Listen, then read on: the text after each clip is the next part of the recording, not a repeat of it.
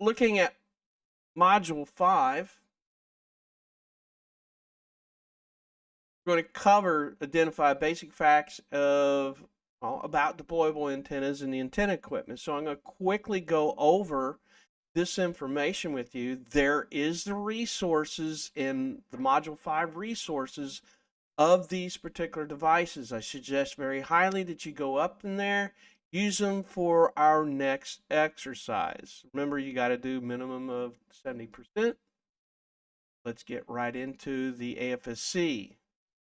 You're going to be using these antennas mainly with the PRC 150s, 160s, the 117 Golf. You're probably going to use the CTM Masts as well as the BlueSky Masts in order to put things like the AT197 antennas on it, as well as the Barker and Williamson. So you're going to get hands-on here pretty soon, but you got to know what you're doing with these antennas by understanding a little bit about the characteristics. So with the overview, these are our deployable antennas, which is the AT197. We have the AS2259, that's our NVIS. The Barker and Williamson is a tech manual. The AS2259 is a tech order. The AT197, I'm pretty sure, is also a tech order. The deployable mast, the CTM15, and I can't believe that this is not in there.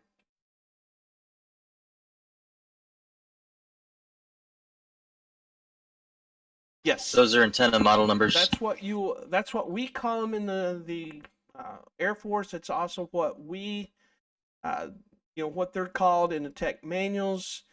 Barker and Williamson has a website which sells these type of antennas. Just to give you an idea, I think the AT197 is about $800. NVIS is about $1,500. The Barker and Williamson is around $1,600. The deployable mast, the CTM15, is approximately $10,800. The BlueSky, a little under $4,000. So these are not cheap things that you're playing around with, and just very highly, that, yeah, they can take a lot of roughness with it. So I'm just letting you know that, things happen. We've had a mast break on us before in 2 places, well over $4,000 in damage, but hey, it happens. Okay, so the idea behind deployable antennas is you want to make these durable. You want to make these almost, to the point where it's grenade proof, but at the same time, you want to make sure that they're easy to deploy. There are 3 of them that we go through: is the AT197, the AS2259, and the B&W. And I just now realized the AV2011 is not in there. Going to have to do some homework here. The AT197, okay, that is in this particular identification tech order. So I'm pretty sure that it is in there in the Module 5 resources. I'll go double check. It is a frequency range of 225 to 400 megahertz. It can handle up to 1,000 watts, and that's amplitude modulation. It is UHF, broadband, omnidirectional, vertically polarized. Is it a resonant antenna, Airman Housen? Yes, sir. Sob? That's negative. Why you say a negative now? Just off to your reaction. No, honestly. Seeing a sob is going to tell you you're right or wrong. Sob? He's right. What do you think, Sergeant Lee? It's working across the broadband of frequencies. That was a question 2 you had answered. Broadband today. Meaning, gee, this range right here. Okay, that is 75 megahertz range. Is it cut to that range? Possibly. So I would say it's a non-resonant antenna. Is it efficient, Howard?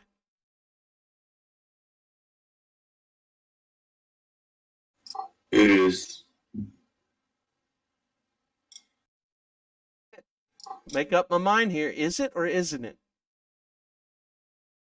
Yeah, I can hear you. It is. You Can you hear just me? didn't sound confident in that. Okay. I wasn't. Hortenstein, what do you think? How about you, Aaron? I don't know, sir.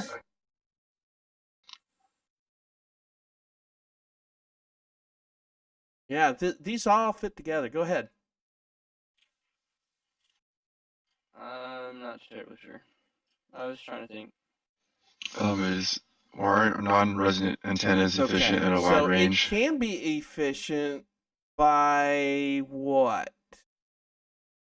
What do you need? Anybody? Well, if that's UHF, you're not going to have an external tuner. But so efficiency though. So if you're to run an antenna analyzer on it, that thing's going to have low viswar across that whole thing. But I do believe that discones do have gain. So it would technically be efficient if it has To a positive certain gain. degree. I think it falls under something called a fat dipole concept. Yeah. Why does it make it efficient? This device right here, which is called a top hat. You can leave the top hat off, but you don't have as much gain at that point. This particular device acts like a reflector and flattens the omnidirection to it.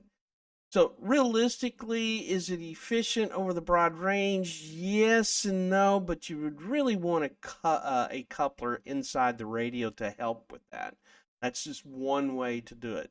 So these, you notice that we're using the terms that you guys went through yesterday and today on the KPCs. So that's what we're trying to get at. You got to understand a little bit more about these antennas, because when you get out in the field, do I really need to use this? And if so, do I need to use it with a antenna mast? More than likely you will. So let's look at the Nimbus. I love this thing. Takes approximately 15 minutes to set up with 2 people. I've seen it done in about 7 minutes, but if you read the tech order, it says 1 person 15 minutes, 2 people 5 minutes. Luck with that. It can be done, but it'll be kind of unique way of doing it. It is a mast that can be set up between 2 and 30 megahertz. It is vertically and horizontally polarized at the same time. Like I was explaining to you yesterday on the takeoff angles. The top part is more horizontal. The bottom part is more vertical. The closer you get the ground, the more the ground uses like a reflector scenario. It can handle 100 watts PEP, that's peak envelope power or average. It is mainly for short range skyways to around 300 miles. However, there is a kit that can go on there where it can get more than 300 miles. It is 15 feet in height unless you use the kit, which I think it brings it to around 20 or 25 feet. It's been a while since I've seen the kit. It is considered omnidirectional unless you get to the skywave portion.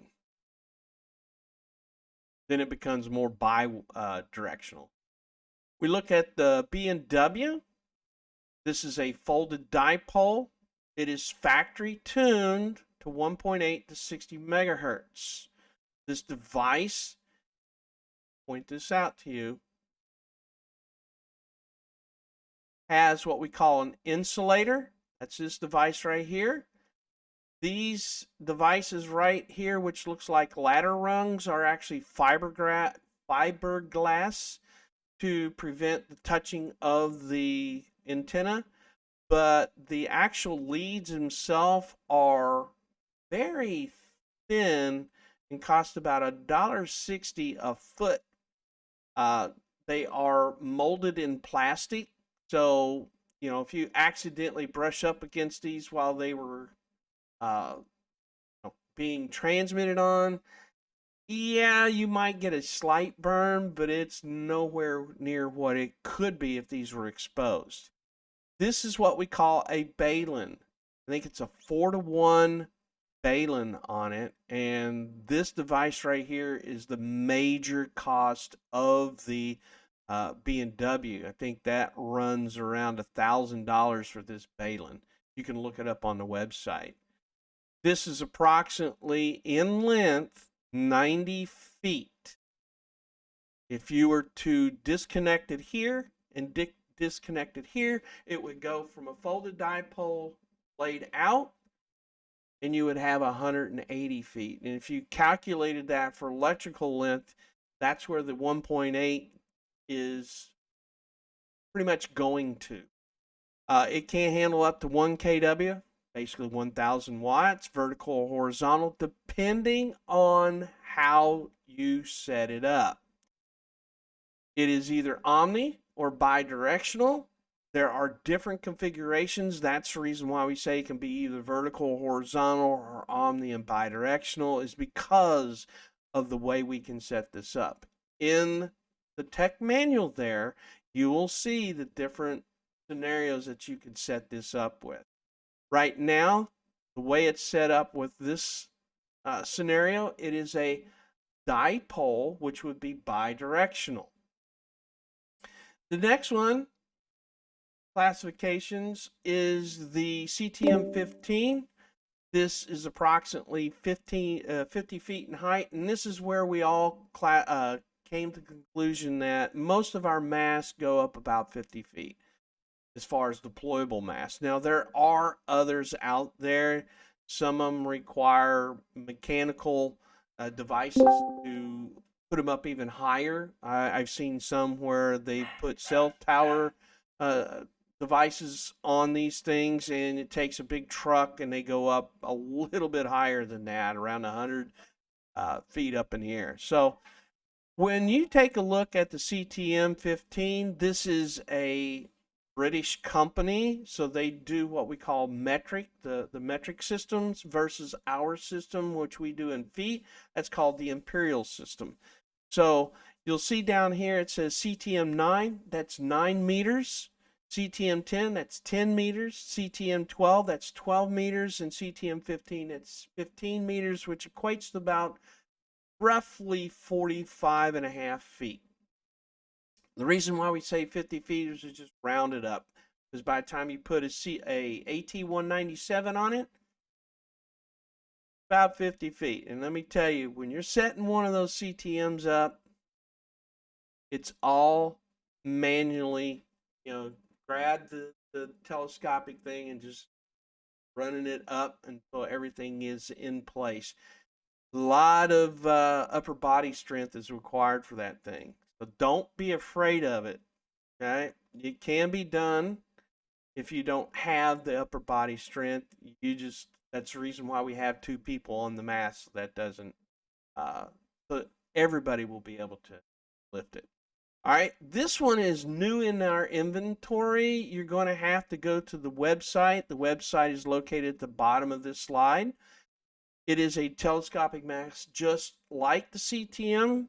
From what I'm gathering, this just hit our course about 3 months ago. And it is in place. It has been accepted, so we can start using it. We're going to interchange it with the CTM, and you guys can decide which one's easier to deploy. I've heard both positive and negative scenarios with it, because it takes a long time to put each of the sections in there. The nice thing is you're not having to grab the mast and shove it upwards. This one, you're hand cranking it, but it takes some time, and hand crank sometimes is a little tough to crank on. It is also 50 feet in height, but the nice thing is if you don't need 50 feet, you don't have to deploy with 50 feet. With the CTM, you can do it the same way, just a little bit more pizzazz and configuration scenarios with it because it has some guy ropes, and if you're not careful, those guy ropes, all it takes is a good wind gust. Now, with this in mind, we've gone over our deployable antennas. I need to add the AV2011 in there, so you're probably going to see that. Now, what is the AV2011? Let me go out and get it for you. Kind of surprised that we don't have it in here.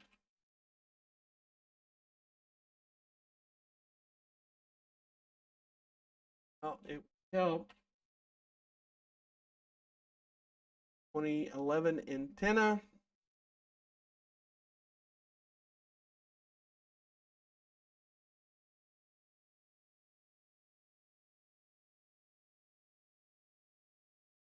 And this is what it looks like. I'll post this in the, make sure that you guys have this information in the module resources. The AV2011 is an antenna we use for Satcom purposes. It also can belong to the PRIC 117 Gulf because it does do the upper end of VHF, UHF Satcom. I think it's 240, 260, all the way up to 318 for the frequency range on that. And again, you're going to have to look in the stats for that. I think it's in the back page where all the stats is, and I think it's a 6 or 7 page tech manual. So without further ado, let's go to our activity for the day. Okay, we're looking at deployable antennas and deployable antenna masts. Now, with this, you can use whatever you want to, but you will have to go out on the website for the BlueSky and possibly the Nimbus, not the Nimbus, the 2011. So you can see that I've included the 2011 in there. We just didn't include it in the slideshow. All right, so the idea behind this is you're going to have to use these characteristics. You're going to include the frequency range on these antennas. You're going to tell us what the polarization it uses. You're going to tell us the directional that it's going to have. Is it omnidirectional? Is it bidirectional? Is it unidirectional? And tell us what you might want to deploy it in. Are you going to deploy it with one of the two down below with a CTM mask or a BlueSky mask in an open area? Or are you going to have to sit back in a tree line and be able to direct your communication otherwise? How about are you going to use a Nimbus? Is it going to be in the tree line or out in the open? What is it that you're going to use those devices for? That's what we're looking for. Get you some ideas out there and how you can deploy with them. When you're using number 2, you can use the CTM and the BlueSky mask. Again, the big key things are like wind, height, and safety in when you deploy with these things. Right. The big thing is wind loading and safety. Wind loading meaning, hey, I can set this thing up, but when it gets to a certain gust of wind, I might want to consider not putting it up or taking it down if the winds are getting pretty high. Obviously, you don't want to do a CTM 15 in the middle of a tropical storm, which has winds anywhere between 35 and up to 74 miles per hour. With the BlueSky, I think that one can go up to 70 miles an hour without too much of an issue. But what kind of scenario would you deploy in? Well, obviously, you're going to need some ground to deploy these things in. So you've got to be in an area that is, I think the CTM requires about 66 feet all the way around in order to deploy with it. I'm not too sure about the BlueSky mask. I've been looking on the website. We don't have a whole lot of information in there, so I'm going to take what I can get from the BlueSky. So these are the items. You should be able to get this done in less than 120 minutes. I have 10, 11. Let's come back at 13:30. That'll be a couple hours for you, and we should be able to get through this pretty painless and quick. So just come up with some ideas on where you might want to deploy with these things, just like we had with the scenarios and the others. So you're basically doing these scenarios with these antennas. Any questions on what we're asking? Okay, and please remember, Not yet, you sir. guys can contact not me yet. anytime during the day. It may take me some time to get back to it, but I will answer. If not, we will see you at Yes, sir. 13:30.